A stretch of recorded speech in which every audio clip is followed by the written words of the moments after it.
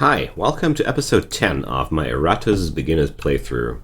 So, today I have brought up new minions. Between the last episode and this one, I took the liberty to play a little bit off camera to unlock a few people because I felt like it's way more fun if we can introduce more minions, and also Act 3 becomes quite difficult without unlocking new minions, so we now have the Blood Phantasm and the Ghoul available. Today's featured minion will be the Ghoul, and we're going to pick up the Blood Phantasm during the next one, and maybe if we're lucky, we're going to pick up some new minions across Act 3 as well, because during Act 3 you get access to the Dampier, and also I think vampires could be accessible by events a little bit earlier already, but well, that's how it's going to be. We're now entering the Mercenary Barracks, an area where we're facing more and more human and elven enemies, and this is where the game gets, I would say, tougher, and you feel it. Act 2 punishes you only a little bit if you slip up with your formations and if your combos are not really well thought through. But Act 3 will just ruthlessly murder you if you make too many mistakes in a row. So beware that you have to be very, very careful around here. So we're facing from here on a few small fights, I guess. Well, at least the first one is only against 3 people, so we're going to get into the Ghoul now and going to explain everything along the way. So the Ghoul is a massive physical damage dealer and a very, very resilient minion, to say the least.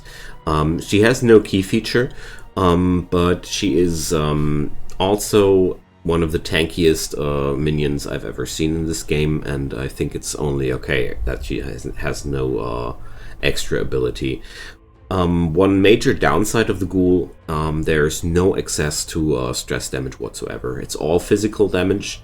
It's also no access to stress and magical damage. Sorry, I have to really be precise here. No magical, no stress damage. But we have insane tanking skills and pretty good damage dealing skills. So let's get through these. The Butcher skill is quite straightforward. A damage skill, single target, ignores block. You can reach everybody. You're stepping back 2 squares while doing it. So we can improve it to be a block remover, or as a kind of finisher, hitting people harder below 50%. So next up is the Savage Instincts, and you can see one skill transports you 2 squares back, this one transports you 2 squares ahead. The Ghoul does move a lot if you go for a damage oriented usage of her skills. So you can improve that one. Wait a sec, I forgot about this one. Buffs or debuffs make this attack stronger. You can enhance the buff-debuff technique, or you can increase the critical strike potential. That's also, if you go for crits, a good route.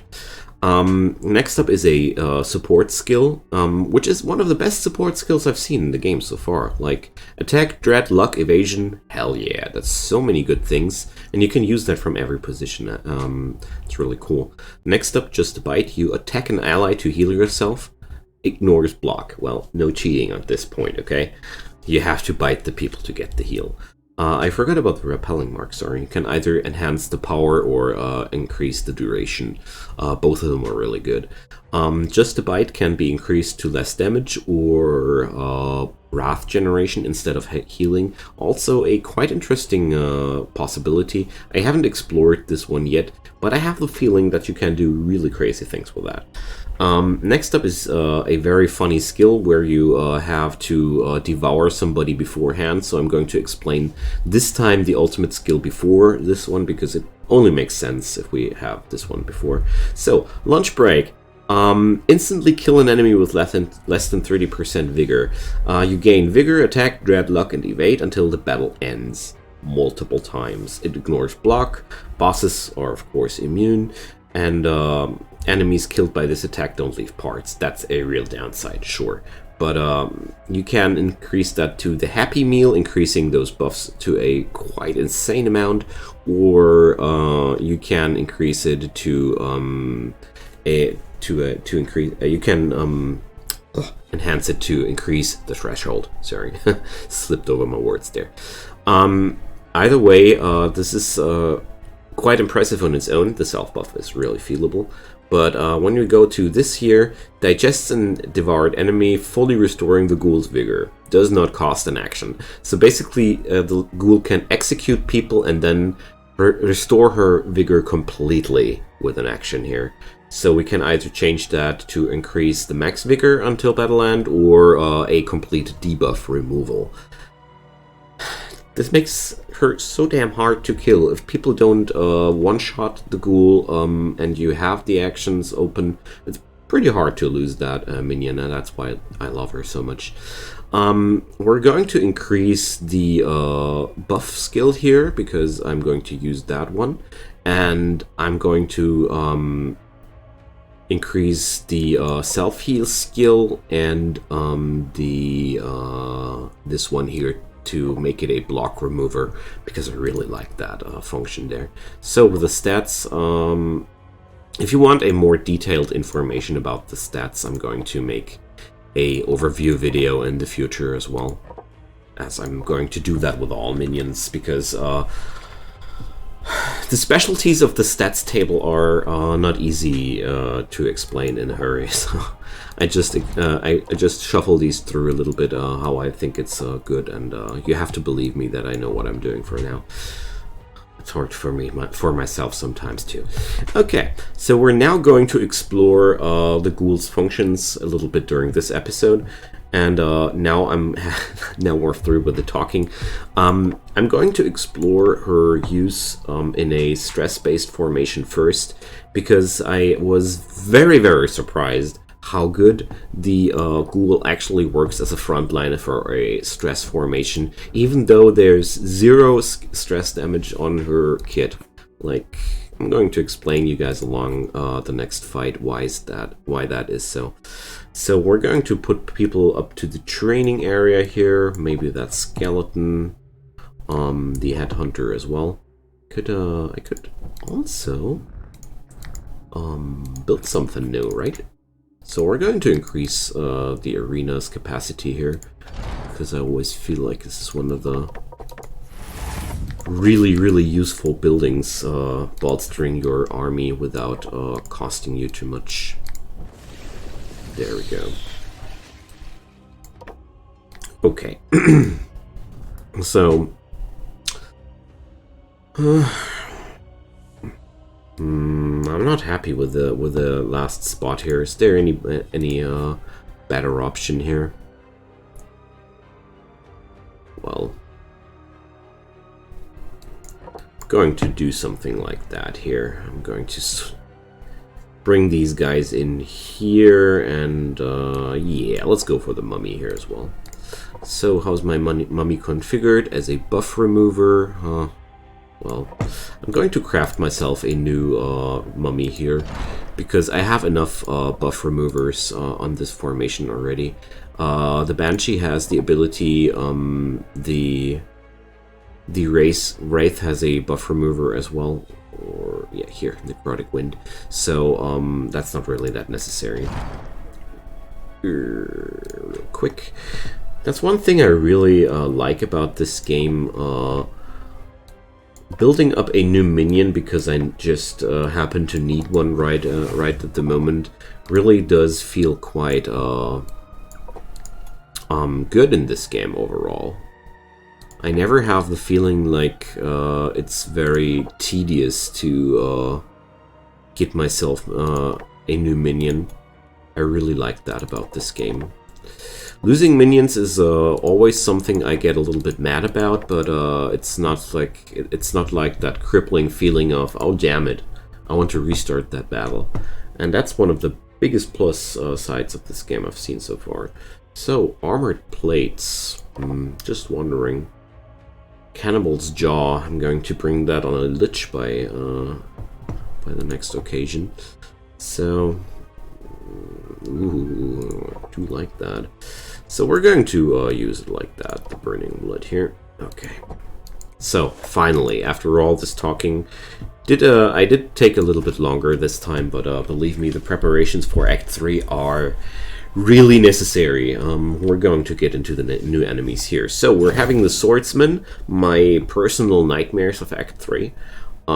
These guys are having a quite nasty skill set here. They're featuring a skill which gives them more accuracy and critical damage for 3 turns each time they miss. This is quite heavy, considering that these guys have a pretty good crit range on their own. I mean, their base crit is 45%. Like, that's not even buffed. And combine that with 30% evasion and a damage increase on... I personally hope that the developers will rethink these guys a little bit, because right now, the only way I know of dealing with them without one-shotting minions in between, because they're just overbuffed once they start missing people, is to bring them to the back rows of the fight. For now, this was the best strategy I've found, but apart from that, these guys hit like a truck, believe me. Just never decrease their accuracy, that's very important, just leave them as they are. They have one downside, their base accuracy is quite low, only 65%, but that only makes them activate their feature even more often, making those damn crits even more effective. I don't know, I don't like this mechanic. I would really prefer them to miss less, because misses are so strong on them. Okay, enough about the swordsmen. The crossbowmen, though, are quite straightforward. They are quite hard to drive insane, and they are unlikely to flee, and they feature quite heavy armor. You need to kill these guys. You should definitely rely on either armor ignoring skills, armor shredding skills, or magical damage. Or stress damage. But stress damage is quite suboptimal due to the escape chance and the reduced insanity chance. So that's only the beginning of Act 3. Welcome. So we're going to get through this though, don't worry. So we're going to blind one of the crossbowmen, because blinding those guys is really not a problem at all. And for now, I'm just going to start buffing my minions with the ghoul here. There we go. First crit in the house. Okay. I'm going to use I'm going to stress out the people here a little bit with the Spectre of the Wraith.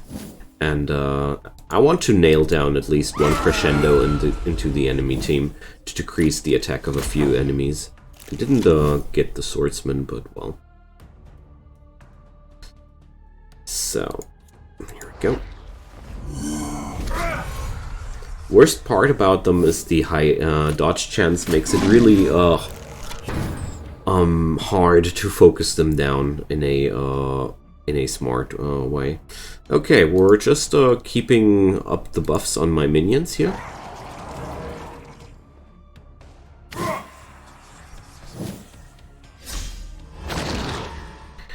And they keep ignoring my ghoul. I don't like that. Okay. Let's try to increase our initiatives a little bit. And, okay. Oh yeah, of course, send him berserk. No! Oh dear. We're going to, I just hope that I'm able to, yeah, let's...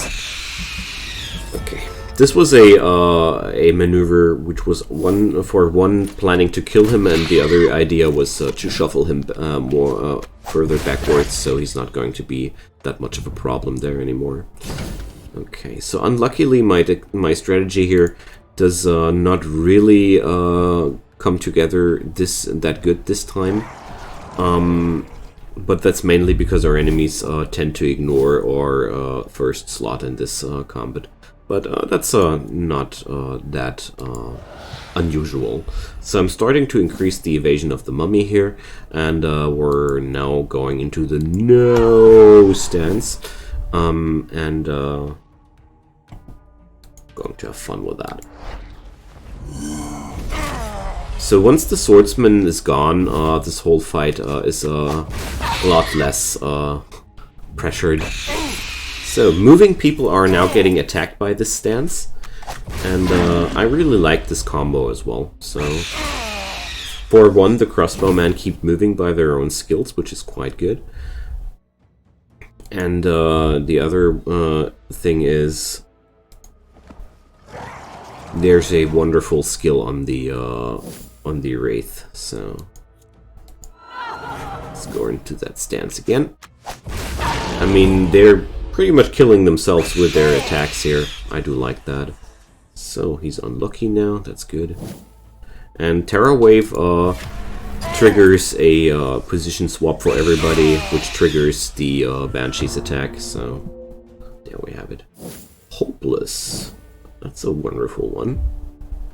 Okay. So from here on, it's going to be the usual spam stress on them until they die move. Okay, there we go. So this time it didn't work out quite as intended. But the Ghoul's big strength in this situation is that you have somebody who can constantly buff your whole formation and heal, and meanwhile tank the enemy blows, which go into the front line, and heal himself up quite easily. I'm going to try to repeat that because the enemies right now were just party poopers, and I can't accept that. You know, I'm going to replace this guy here. The mummy needs a rest. And apart from that, we're going to do a little bit of the distillation alchemy here. So, well, let's use another bone, shall we? And restore these guys. So, this time I'm going to... Oh yeah, let's use this combo. This is one I really do like a lot too. The Shade is very strong in combination with the Ghoul due to the Gloom Talons. I'm going to show you hopefully why. Okay, let's evolutionize. I don't know. Go for a new skill point. I was missing a word. So, evolution, I really do like the survival mod, giving him block and ward while stepping one square ahead. While not buffing the offensive potential of the Wraith, getting some sort of attack immunity is very, very strong. Never underestimate that. And in this area here, I start to increase the minions' accuracy more and more due to the steadily increasing evasion chances of my enemies. It's really very, very important to keep the accuracy stats increased as well. I didn't do that during my first run, and I suffered terrible problems killing my enemies because my minions missed too much. And yeah, since I started to increase the accuracy more often, it really solved the problem. So, Liquid Desolation. At the start of combat, all enemies lose block and ward. I do like that. Each round, Iratus gains... Oh yeah, I want that. I want that one. So, then though... yeah, well, this is one good item for damage-based combos. Yeah. Okay, so... One more round, let's go. So we're having new enemies here. Rogues. The whole formation of rogues. These guys are quite easily to explain. They are pretty sneaky guys, high evasion, high crit, and they start hitting harder the more vigor your minion is missing. A quite nasty combo, but overall, I consider them one of the least threatening enemies in Act 3. I'm going to reduce their accuracy wherever I can. Who's the next in line? I don't need to increase his combat stats, so here. So we're going to keep up the buffing scheme here. The sneak stance will Deals damage to a random minion if an ally missed. This makes you shouldn't blind everybody on the formations, because this pretty much counters accuracy decrease tactics. So keep that in mind, especially since I'm using strategies here which implore this idea more. So Gloom Claws is doing more damage the less sanity people have, and this is a very, very nice combo with the Ghoul. Well, let's do a little Terra Wave here. And yeah, let's go for some Dread increase. Alright. So, what I'm going to do now... keep buffing minions, I'd say.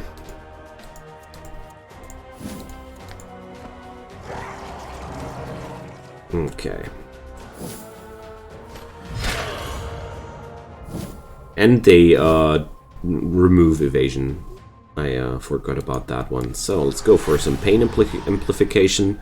This will give everybody some severe stress damage whenever he's doing damage to us. And there we go.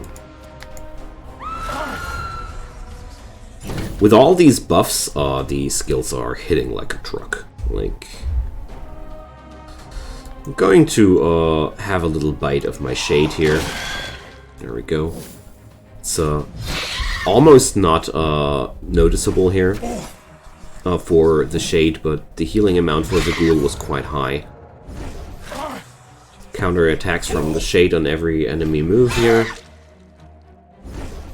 It's a quite nasty combo. So, and the Void Claws here, this guy is having no sanity, watch it. Either we miss, or we just one-shot people with that skill. And that's why I really like it so much. And even if you're not able to one-shot people, you're going to be lowering their HP far enough to make them vulnerable to the Ghoul's ultimate skill. So let's try if I can pull it off. He's quite low now. Well, I don't think we're going to get there, but let's try it at least.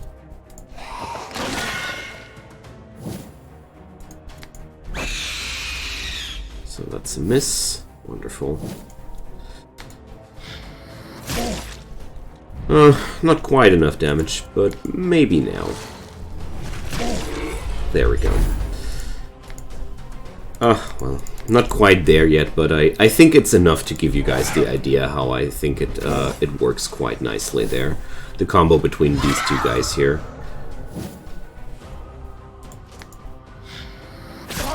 Overall, I do like the Shade a lot in stress-based combos due to his high burst potential on completely insane enemies. This is a very good option to finish off people which are posing a heavy threat, where you don't want to wait until they get their heart attack. So, you get the idea, I think. Alright, so, but next up we're going to use a full-fledged damage comb, because I want to show you guys how that works out too. But first let's visit our friends the cultists. They're not going to pose any threat for us. Quite the opposite is the case. They're giving us quite good gifts. There goes the gruesome snack. Well, it gives the Ghoul 1 stack of lunch break at the start of battle. This increases the Ghoul's stats by a lot, and also gives the Ghoul the ability to heal himself 100% at the beginning of the fight if necessary, and I really like this item a lot. So the Void Flame, it is quite insane as well, because you've seen how much damage this guy does. Like, the last fight he smacked a person for 190 damage, so you'll get 25% of that. Basically a full refill if you pull it off correctly. Phantom Clothes, well, evasion and block for wards. It's a pretty powerful item on its own, but I'm going to go for the gruesome snack. Even though the item on the Shade was very, very appealing for me as well. But since this episode is for the Ghoul, we're going to use an item for the Ghoul as well, huh? Okay, so for a damage combo, what are my options right now? Oh, we're going to pick up our friend the Headhunter. I do like him here as a backup. Some Bride. We're all physical. Maybe some magic damage here. The Wraith can provide magic damage even from the backline. No, he can't. So, not really an option. Well, let's go for our friend the Lich. So, I'm quite sure that the Lich is a pretty good companion to oh yeah, Corrosive Cloud, companion to the Ghoul here. But I'm going to do it like this. I want the Toxic Cloud available too. So, no stats available that I would really like to increase. A little bit more of his offensive qualities, a little bit more of the luck. So, accuracy on the Headhunter is a real big issue. But I mean, he is impaired, okay? Don't be mean to physically impaired people. So, which direction would I take? I do like these cultist events a lot. But I would ultimately really like to run into a quest or two as well. But, we can achieve it. Okay, so 2 swordsmen in this team, 2 swordsmen in this team, so we're not going to get any easy situation here. So, am I really happy with the Headhunter here? I would like somebody who's able to move enemies a lot. So, but I don't have too many people with that ability. Yeah, we're going to do that. Let's not ponder too much.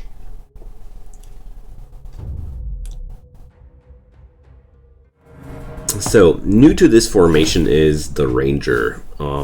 This guy here, there's not much to say about these people apart from they're having a very high accuracy, high evasion, high crit. But apart from that, they're quite average. The most annoying part about these guys is they're having an AoE attack on your whole team, and of course the high EV. Like, Act 3 features so many enemies with high evasion rates, you really have to take care about this problem somehow. So, I'm going to blind the crossbowmen, because I really do like this move a lot. And we're going to focus down the swordsman as hard as possible. Like I said, as hard as possible. So here's the favorite foe mark, increasing the damage of the, no, just piercing through all resistances, and they're getting a higher chance of getting attacked, so, yeah. Let's, hope we're going to hit somebody here. And I'll just drop down a corrosive cloud on this crossbowman, because it'll strip down the armor from him, and that's something I really do appreciate here. Okay, so there goes some AoE tech, removing all the blocks from the enemies. Hopefully that's going to be a miss. No. All the blindness is worth nothing. So I'm going to start focusing one of these guys especially. Alright.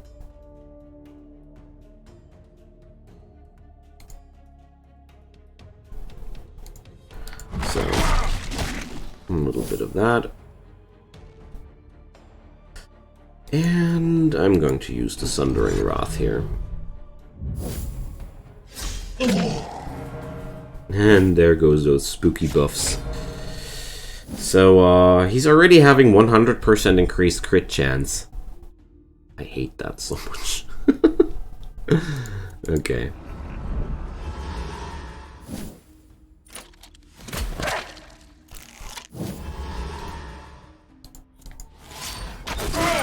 So it's about time to get rid of the first of the swordsmen. I'm going to make sure the next hit will kill, but I'm also going to heal up my ghoul at this point because I'm really way too concerned that something goes south here. Okay, luckily that ward got that mark got warded away. Okay, and I'll just oh no, I forgot about the ward. Oh no. Okay. So let's check. Does he actually attack himself? No, he doesn't attack any other allies if he's up on front on spot 1. Ah, that's how it works. I didn't really know that. So let's use the AoE here. The back spot here is also quite good. Ow. Leave my lich alone. So, well, I'm going to... Wait a sec, why are these guys invalid targets? It's not 30% yet? Oh well. The game could display that a little bit more obvious, I feel like. Okay. I don't mind that this guy won't drop any parts. I'm just happy that he's gone.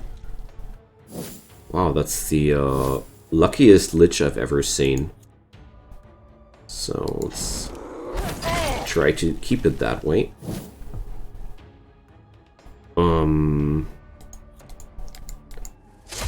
Well, at least he's dealing a lot of damage, that's for sure.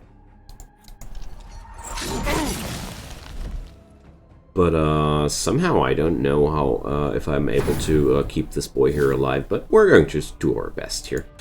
So, I mean, I could have moved him away too with some skill here, but no!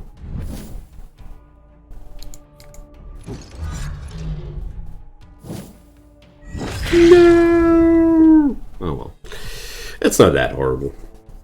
They're all replaceable in the end. I stopped worrying too much about losing minions in a fight. If you just lose one minion in a fight, I usually accept it as a quite good outcome. Most of the time you get a lot of the parts back, so that's also good. After winning the battle, Iratus gains a non-consumable artifact. Okay, that's quite neat. Thanks. So, as you can see, the ghoul shines in every direction. As a physical damage dealer, her abilities are quite heavy, but I overall value her ability to stay alive as her biggest asset. I think, apart from that, the damage is not insanely high, but not bad either. Contract of Blood. Headhunter has an additional 5% to kill an enemy with any attack. Ooh, I do like that. Orb of Vulnerability. Yeah, we're going to pick up that one. So, I'm going to cut this episode at this point because we only did 3 fights this episode, and I feel like I talked more than I than I did battles this game. But this is also because we are introducing Act 3 at the same time. Next episode will be all about the Blood Phantasm, a wonderful addition to our combos, so check that out. I'll be happy if you drop me down some comment down below. If you have any questions or want to talk about anything, feel free to. Also, I would be super happy if you would support me and this video with a like, a share, or even a subscription to my channel, but I sure don't mind if you don't. I just hope you enjoyed your time and come back for the next episode when we're going to smack down more humans and explore the Blood Phantasm. See you guys.